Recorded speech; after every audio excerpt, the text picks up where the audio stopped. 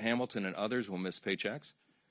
And sadly, both New York senators, Kirsten Gillibrand and the architect of the shutdown himself, Chuck Schumer, can barely hide their delight that the government is closed and troops are not being paid.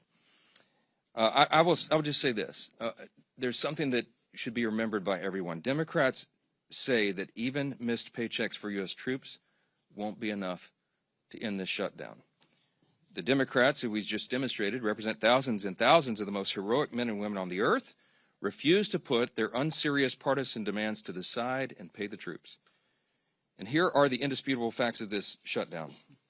Republicans want to pay the troops, and we have shown that with our actions and our votes now 9 times. And the Democrats want to use them as hostages to extort $1.5 trillion in new unserious partisan spending that we just won't go along with.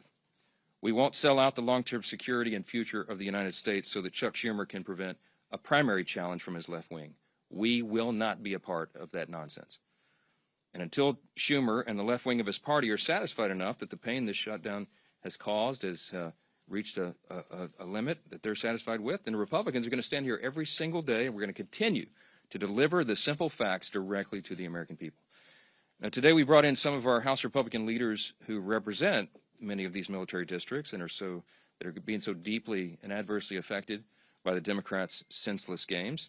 And the first up that I'm delighted to introduce is the chairman of our Main Street Caucus in the House Republican Conference, and that is Congressman Mike Flood. Thank you very much. I'll tell you what, the House Republican Main Street Caucus couldn't be more proud of the leadership that we've elected to lead the House of Representatives. We stand united with this team that's remained in Washington to do God's work as we work our way through a very difficult shutdown. Speaking of Main Street, let's talk about what this means. I represent Offutt Air Force Base in Bellevue, Nebraska. We have over 10,000 airmen there. What do? We are in charge of deploying the nuclear triad. Think about that. It's very important work. And today, we have 2,300 of our civilian employees furloughed. We're holding diaper drives. The food pantry is getting stocked with more food. There's uncertainty on that base. The men and women who go to work every day to keep us safe, to provide that strategic deterrent on what could be the world's worst day, don't need this stress. We don't need this stress, especially to satisfy the political future of a New York Senate leader. This could have been avoided. He did the right thing, Mr. Schumer did in March. He's a pro. He knows political calculus. He paid a high price for it, and now people in my district are paying a high price, and it's not right. And by the way, as a country, we're better than this. We are way better than what's happening across our bases. And so to the people at Offutt Air Force Base and every military installation, the Main Street Caucus is here to say thank you for what you do. Whether you're furloughed or not, we appreciate every single one of you. Thank you again, Mr. Speaker, for having us, and thank you for inviting and including the Main Street Caucus. Well, I'm not going to introduce each of them. I'll ask them to do that themselves, but I do want to introduce you to the vice chair of the Main Street Caucus, and that is Congresswoman Laurel Lee, the state of Florida.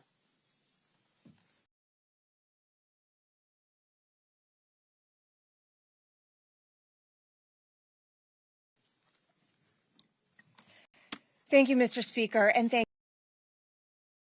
you. People deserve to know the truth about why our government is shut.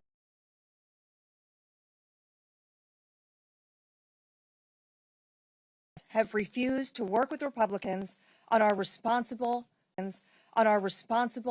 common sense funding measure. House Republicans did our work. We passed a straightforward extension of funding to keep the government open while ensuring our troops, our Border Patrol agents, and all essential services are fully supported. But at every turn, Senate Democrats have instead chosen obstruction and delay. They voted again and again to stop temporary funding that would have kept the government open. Again and again, they put partisanship ahead of the needs of the American people. and it's hardworking American families that are paying the price. In my district, we see these impacts firsthand. At MacDill Air Force Base, there are thousands of brave men and women in uniform. Many have young families in our schools and spouses who work on base and in our communities. In addition, some of our very best neighbors work as civilian technicians and managers at MacDill and keep critical services, not just for our community, but for our country operating. These are the people who will feel the strain of this shutdown and Washington's dysfunction the most.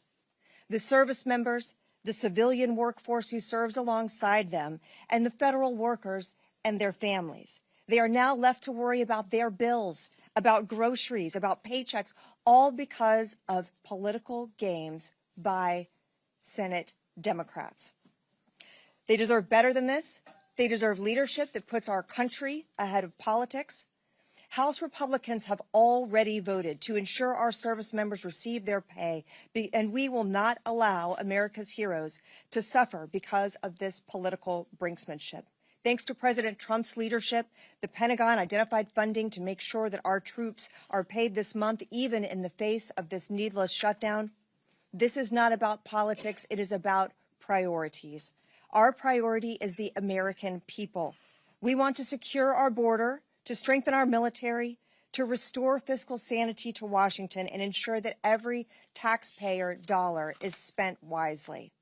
Senate Democrats have made their priorities clear. They're more interested in protecting wasteful spending and expanding benefits for illegal immigrants than they are in protecting our service members and our hardworking American families.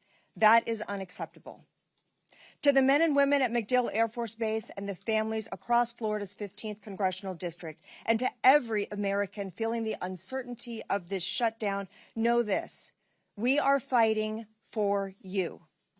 We are fighting to reopen government responsibly, to ensure stability for your families, and to get this country back on track. It's time for Democrats to stop the political games, to stop holding our troops and our federal workers hostage to their agenda, and to join us in putting the American people first. Thank you. And now we have our colleague, Representative LaLota. Good morning, everybody. Fully funding our military is the most important thing our Congress can do.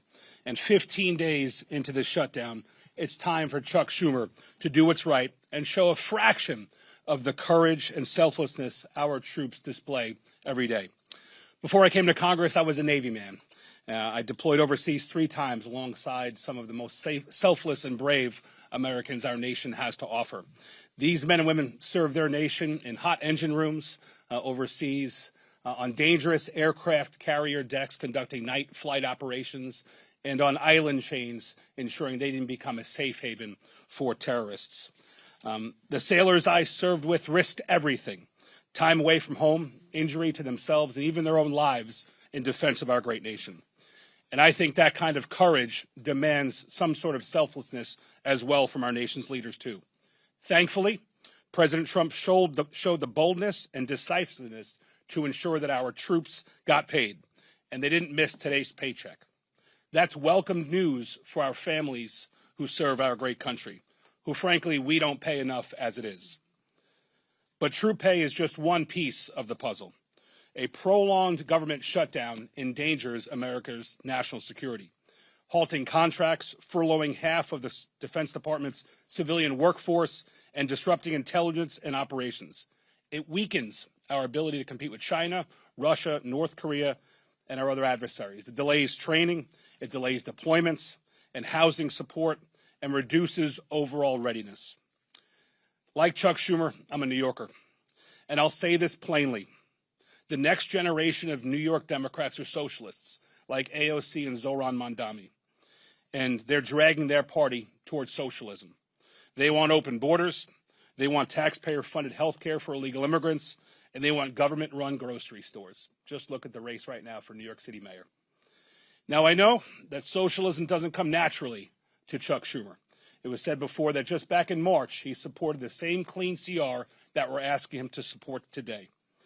Back in March, he had a backbone, Chuck Schumer. He stood up to his party's radical base and said he would put the nation before his own political interests. And he took a lot of flack for doing so. And that's why he's changed his course. But we're here today to call on him to do better and to put the country before his own political job. And we're asking that he put the hundreds of thousands of federal workers that rely on a continuing resolution, we're asking him to support that. And we're asking him to put the millions of Americans before his own political future. We New Yorkers, we pride ourselves on being tough. So I'm asking Chuck Schumer to be tough and to stand up to his own party's base. Stand up to AOC and Mondami. Be brave like our troops. And do your job and reopen our government. I want to introduce my good friend, also a military veteran, an Air Force, don't hold the Air Force part against him, an Air Force colonel who's doing a hell of a job fighting for his constituents in Iowa, my friend Zach Nunn. Nick, thanks, brothers. Appreciate it. Whenever you can get the Navy and the Air Force on the same target, we're moving in the right direction. Friends, here's the reality right now. This government shutdown does not have to happen. We have a reality before us where 1.5 million troops, both those active duty and those in the Guard and Reserve, are on pins and needles where they're going to be able to feed their family marching forward. I am so proud to be standing with fellow patriots up here, many of them who have served. I'm one of those members who have served not only in combat, but continue to serve in my reserve capacity now. I've already committed my drill this weekend, and speaking with frontline members who are serving in uniform, our brothers and sisters, the sons and daughters of families who have sacrificed to have their child be in the military. They all have the same question. Why is this happening, and what is the mission to be able to stop it? Well, let's be very clear. The House of Representatives has executed its portion of the mission. Fully pay our federal government. The majority of the House, the majority of the Senate, the majority of the American people want this. But the reality is, there's a handful of individuals in the Senate who have put a stop to it. And this is where I agree with one of my colleagues. We don't govern by temper tantrum, he said. We'd be hurting millions of Americans, and we'd be treating them as leverage. That was Chuck Schumer in 2018. Another colleague said, this is irresponsible. No, it's reckless. My other colleague, Nancy Pelosi, but that was in 2013. A fellow colleague said it's not normal to hold 800,000 workers, or in this case, over 1 million military members and their paychecks hostage. That was from AOC in 2019. Team, we've heard about the first-hand impacts to individuals. And it goes beyond just America, but what's happening right in our own districts as we look at this. Today, 15,000 National Guardsmen from Iowa we're in danger of not being able to decide whether to put a down payment on a new car or being able to put food in the refrigerator. 2,000 of those members are right now deployed on the front lines in U.S. CENTCOM in Iraq. And even more of their families are wondering not only will they be safe, but will they be able to take care of their kiddos back home. So I called them up and I said, hey, First class Chase Holmes is a sergeant with our Iowa National Guard. He's currently preparing operations to be able to defend the country overseas. But because of the shutdown, critical joint training between his team and NATO was canceled. We spoke with an Iowa Guardsman and chaplain for the 224th Combat Engineers Battalion, Caleb Whiting. He is leading part of the 1,800 Guardsmen currently deployed to the northern part of Iraq right now. And he told me plainly, we're working, but we don't know if we'll get paid. I'll put my life on the line, but I hope someone's there to take care of my family if my paycheck doesn't come through. These aren't theoretical. These are real people, real impact, real costs. Let's be blunt. The shutdown of the government has only one hostile actor, and there's a few individuals in the Senate who refuse to put the country before the hostage of the 350+ million Americans they've taken. It's unacceptable, and that is why I am grateful that while President Trump is helping lead peace in the Middle East with the men and women who are on the front lines providing it, we have folks at home who need to do the same job and stand up for this country first. Thank you to my colleagues, but most importantly, thank you to all our federal workers, and God bless our troops. With that, I'm thrilled to introduce our leader, a man who's been on the front line of this himself, Mr. Scalise. Thanks, sir.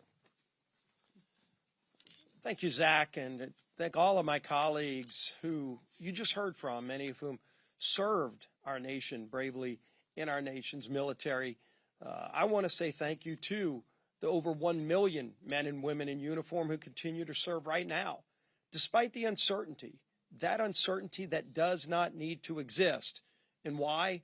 Because Chuck Schumer is more afraid of the radical leftists in his own party than he is concerned about making sure that those families don't have to wonder about whether or not they're going to be able to put food on the table. Their families, while they're overseas, many of them, are going to be able to put food on the table during this Schumer shutdown. And keep in mind, over 1/3 of all men and women who serve in uniform right now, over 1/3 of them live paycheck to paycheck. That means when Chuck Schumer is voting to deny them pay, many of them will not be able to make their rent payment or their mortgage payment. Many of them will not be able to make their car note payment. And the stress that that adds to their lives unnecessarily should not happen, did not need to happen. This House came together. I'm so proud of the men and women I serve with in Congress here in the House where we did our job weeks ago. We sent a bill over to the Senate. That doesn't resolve all of our differences. People often say, gee whiz, why can't Washington just get together? You know, which side's going to win this thing? It's not about which side wins. It's about stopping the American people from being the losers in Chuck Schumer's fight while we go negotiate our differences. We have big differences we need to negotiate, and the clean CR that we passed over to the Senate does not resolve those differences. It just gives us some more time to have that negotiation. And by the way, that clock is getting sooner every day. November 21st is not extending every day that Chuck Schumer continues this charade that he's playing with the lives of millions of American families. That date is going to get closer every day where we're not going to have as much time to negotiate our differences. And how big are those differences? Just look at the wish list, the hostage list that Chuck Schumer filed weeks ago, his demands that he said have to be met before he'll even open up the unrelated spending Chuck Schumer demanded, including, yes, eliminating all the verifications so that illegals will get taxpayer-funded health care. That's in Chuck Schumer's bill. Chuck Schumer guts the $50 billion rural hospital fund to give taxpayer-funded health benefits to illegals in his hostage demands. That's not going to happen. That's going to actually become serious in this discussion where they say, let's open up the government and start talking about our differences, about how we're going to get this country back on track. And then contrast again, just look at what happened yesterday. Some of us were at the White House at just an amazingly emotional ceremony where President Trump posthumously, unfortunately, issued the Medal of Freedom to Charlie Kirk. And his incredibly brave widow, Erica, was there to receive it on his behalf and gave another emotionally powerful speech. And this comes on the heels of President Trump returning from the Middle East, where he was in Israel, he was in Egypt, working with other world leaders to establish historic Middle East peace.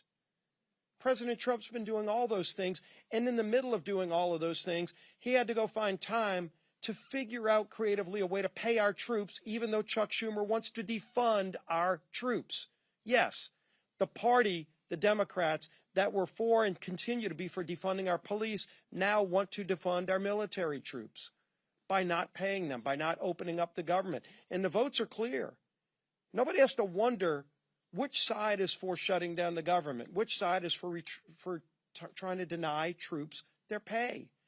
We had yet another vote, the 8th time on the Senate floor yesterday. While we were at the White House, the Senate was having that vote on whether or not to open up the government.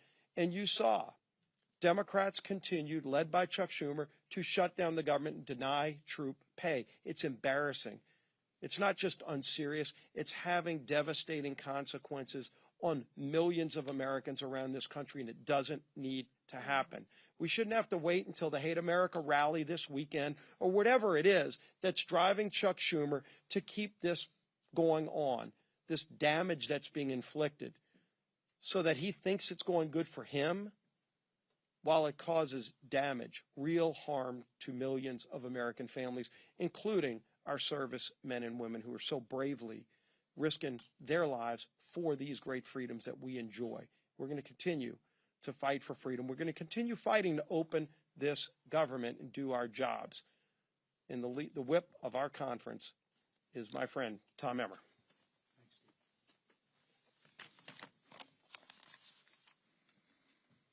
If Chuck Schumer and the Democrats had things their way, more than 1 million service members would not get paid today. Thankfully, our commander-in-chief stepped up where the Democrats have refused by reallocating funds to ensure our troops receive their hard-earned paychecks today. Thanks to President Trump, military families across the country will have the resources they need to continue making ends meet just a little bit longer. Yet, what has been the Democrats' response? Representative Madeleine Dean told CNN yesterday, quote, "This is not the way to run a government," close quote. Making sure our troops get paid is not the way to run a government? You know what is actually not the way to run a government, Representative Dean? Holding the American people hostage over your $1.5 trillion wish list of radical demands. Clearly, the Democrat Party of today is not your grandfather's Democrat Party. They care about one thing and one thing only, appeasing the radical, pro-terrorist wing of their party. And they will inflict the maximum amount of pain on the American people to do it. But it doesn't have to be this way. Republicans have a nonpartisan government funding bill ready in the Senate. We've been talking about it now for more than 2 weeks. It can be sent to President Trump's desk immediately. We could end the Democrats' shutdown chaos today if they would do the right and reasonable thing by passing our clean CR. It contains 0 partisan policy riders, no gimmicks. It's the same spending levels that Democrats supported just 6 months ago and that they passed 13 times previously under the Biden administration. But 9 times now, 9 times, the Democrats have refused, shutting the government down in the process and forcing Americans to pay the price. All so they can gallivant around the Capitol making ridiculous videos, childish videos, scream at Capitol police officers who aren't getting paid, by the way, and buy time until their Hate America rally takes place on Saturday on the Mall. It's despicable and it's wrong. We can only hope that they come to their senses and that the madness ends soon. Until then, our message remains the same. Stop playing political games, pass our clean CR, and reopen the government for the people you were elected to serve. Lisa McClain, our conference chair. Thank you. Well, good morning, everybody. Here we are again. I'm going to be very clear. Chuck Schumer wants a dirty deal. I'll say it again. Chuck Schumer wants a dirty deal. One that caters to his radical base. You know, the same crowd planning to protest at their I Hate America rally this weekend. And what is in this so-called deal? Let's take a look at what's in Chuck Schumer's dirty deal. And let me spell it out. It adds $1.5 trillion to our national debt. $1.5 trillion. It hands out health care to illegal immigrants. That's not a talking point. That's a fact. It guts the most historic investment Congress has ever made in rural health care. Again, that's a fact. And it weakens health care for hardworking Americans. Begin to see the compare and contrast? Chuck Schumer and the Democrats want to protect illegals and hurt Americans. Republicans, we actually want to do what we were elected to do, and that's take care of Americans. Yesterday, we released a new white paper on the facts, which are actually crystal clear. So we don't need to do political stunts and storm the speaker's office, and we just have the facts on our side. And notice, when you can't beat us on the facts, you have to go to emotion. and have to go to political stunts. And that's exactly what the Democrats are doing.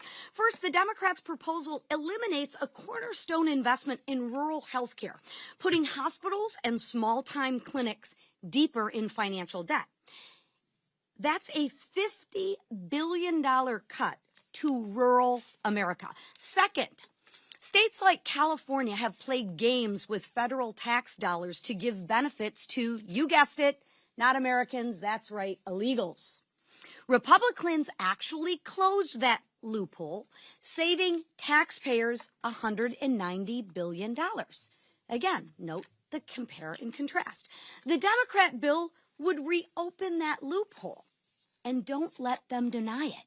Make them own their votes. Make them own their stance. Let me remind you, every single Democrat on the 2020 presidential debate stage raised their hand and said taxpayers should pay for health care for illegals. Every single Democrat. So why are they denying it now? Because they know it's not popular with Americans, right? They are on the record wanting health care for illegals. Own it, Democrats. Say it loud. Say it proud. You want to put illegals over Americans. Just own it. I'm going to say it again. They are on the record wanting health care for illegals, and their dirty deal that they lay out in black and white. Finally, Democrats' plan forces taxpayers to cover the majority of emergency medical costs for all non-citizens. Another $28 billion tab for who? You guessed it, the American people. So here's the bottom line. The Democrats' proposal would force taxpayers to fund $119 billion in waste, fraud, and abuse. Yes, that's right. The Democrats advocate for waste, fraud, and abuse. Why? Because it's not their money, it's your hard-earned money, including benefits for people that are here illegally. That weakens health care for Americans. It also defunds rural health care. Again, that weakens health care for who? That's right, it weakens health care for Americans. It is absolutely outrageous. So here's my message to Democrats. Tell all of your radical base you're done taking orders. Tell them you're putting America first. Drop the demands, reopen it back to work.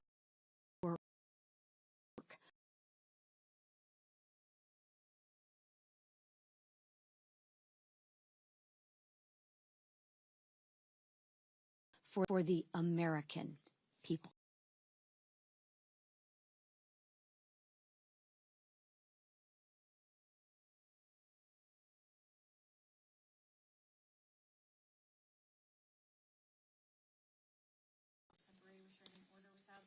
Do you think this is an ethical violation? Do you think this is an ethical violation?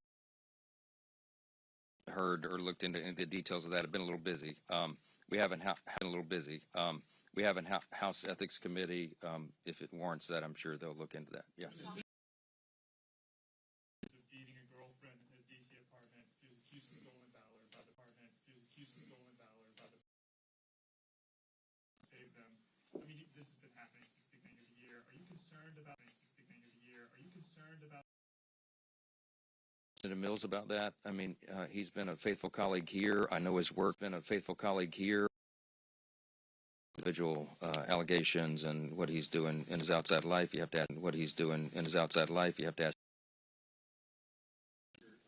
OMB put out memos saying that they're going to batten down the hatches, pay the troops, as well as they said pay law enforcement. Should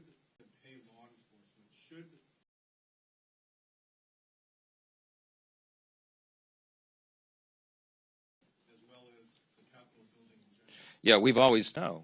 Because anybody, as we've said, any person who's in the White House, regardless of party, and their director of OMB, is given this unfortunate, reluctant task. They have to figure out and triage what are the most essential services personnel policies and what are not. They're going to look at that through a partisan lens. But when they look through it through that lens, I mean, we're looking at it right now as conservative Republicans, the White House, that's who serves in the White House right now.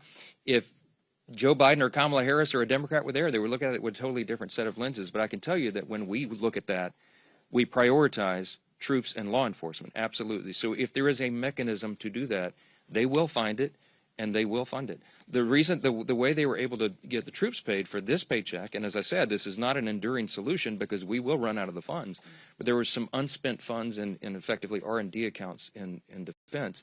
They moved that over to prioritize payment of those who are putting their lives on the line today and who have families in serious situations. That money will be replaced, as has been explained by the White House, after the funding gets going again. If we can find a similar mechanism to take care of Capitol Police, of course they'll do that, but that's in a separate branch, so different determination. Yes, sir. Mr. Speaker, this is day 15 of the shutdown now, and Leader Scalise just kind of addressed this, that the 7-week bill that you guys passed before, you guys have already lost 2 weeks of that. Is there a point in the future where you decide to put either another clean continuing resolution on the floor, like in the next couple of weeks, or why not just put some of your appropriation bills that have passed out of committee on the floor during the shutdown? Our appropriators have been hard at work, even during the shutdown. They had, remember in the House, we passed all 12 separate appropriations bills through committee, 3 off the floors. There's 9 left. They've been working to put those together and prepare them for action. And whether or not they're all collected here in D.C. or they're working individually at home as a group, you know, we have lots of means of communication right now. So the appropriators are working not just among colleagues in the chamber, but chamber to chamber. So it's a bipartisan discussion that's been going on. As I mentioned several days back, I even spoke myself with Patty Murray, who's the lead on appropes in the Senate, Democrat side. So that work has been going on.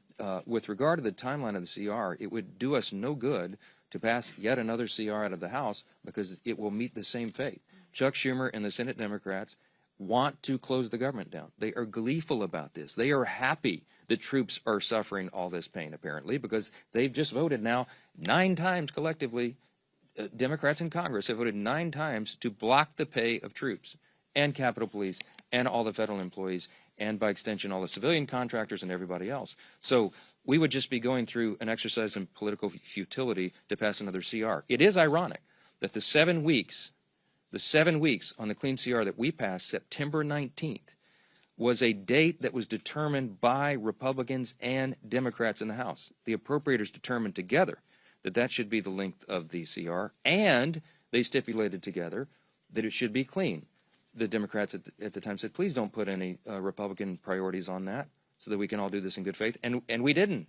We put a clean CR, and still they voted no. Why? Because their leadership, Hakeem Jeffries and Chuck Schumer, told them they had to. So I think appropriators want to get back to work. I know every House Republican does, but we've got to get the lights turned back on, and Chuck Schumer and the Democrats need to vote to do that so we can get back to regular legislative session. Yes, ma'am. Last Yes, ma'am. question. Just follow up, though. So the Senate is actually trying to advance some appropriations bills. Are you saying that if your appropriators get some bills ready for the floor, you'll bring them back, bring the chamber back, even if the CR isn't passed? Leader Thune is trying to advance the defense approach bill today. We'll see how that turns out. My suspicion is the Democrats are going to play their same political games and stop that cold. I hope I'm surprised by that, but we'll see. We're on a 48-hour return notice for House Republicans and the House itself, and dependent upon action in the Senate, we can get all this moving again, and we can get back to all the regular order and all the things that are stacking up on our plates. It is ironic that even though Democrats decided upon the end date, the 7 weeks to go to November 21, it is the Democrat leadership that is eating up the clock. And they are doing great harm to the American people, not just by suspending services, vital services and paychecks, but also because of the backlog of work that the Congress has to get done. And we cannot do it while hardworking Americans are suffering because of these antics, and that's why we're demanding, insisting that they get it open. I'll leave you with this. You've heard the word contrast here a number of times today. I'm so grateful for these Main Street Caucus leaders who came in to help us articulate this contrast. I'll just say this again. You have 2 parties on a split screen right now. You have President Trump and the Republican Party reducing your taxes, cutting taxes, cutting government red tape and regulations to get the economy going again, passing historic legislation to boost the economy and bring down the cost of living. You have Republicans who have ended the border crisis, almost zero illegal crossings in the last 4 months. You have Republicans who are working to end the crime crisis and support law enforcement and ICE officers and all those who are wearing that badge and putting their lives on the line and supporting our troops, as we've talked about today. You have Republicans who are ending fraud, waste, and abuse in government and making government work more efficiently and effectively for the people. And you have President Trump and the White House and his administration ending conflicts that are killing millions of people around the world. What have Democrats accomplished in the last 9 months? A government shutdown. I mean, the contrast between these parties could not be any more stark. And I encourage you to watch. We call it the Hate America rally that will happen Saturday. Let's see who shows up for that. I bet you see pro-Hamas supporters. I bet you see Antifa types. I bet you see the Marxists in full display, the people who don't want to stand and defend the foundational truths of this republic. And we do. And that's what we're here doing every single day. And we'll continue to come in every morning and tell the American people the plain and simple facts, because the facts are going to win the day here. The American people are not stupid. They see what's going on, and they know who's to blame. Thanks for being here this morning. Thank you.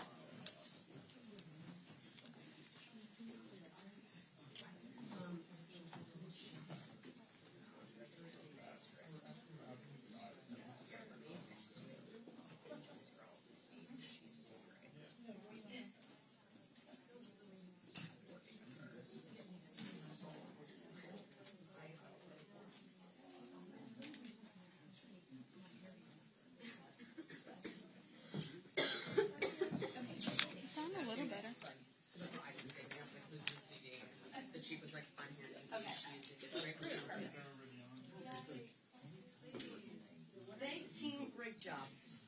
MC. Uh-huh.